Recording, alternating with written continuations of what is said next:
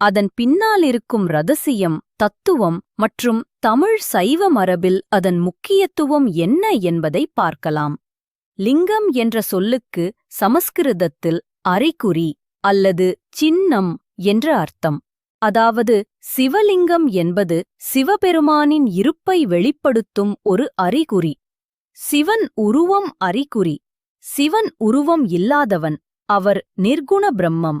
அதனால் அவரை ஒரு உருவத்தால் சித்தரிக்க முடியாது.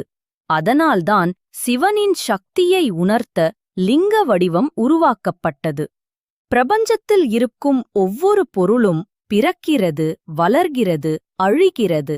ஆனால் சிவன், அவன் ஆரம்பமில்லாதவன், முடிவில்லாதவன். அந்த அவரதனது முடிவற்ற தன்மையை காட்டுவதற்காக வட்ட வடிவம் கொண்ட லிங்கம் உருவாக்கப்பட்டது. சிவலிங்கத்தின் அடிப்பகுதியை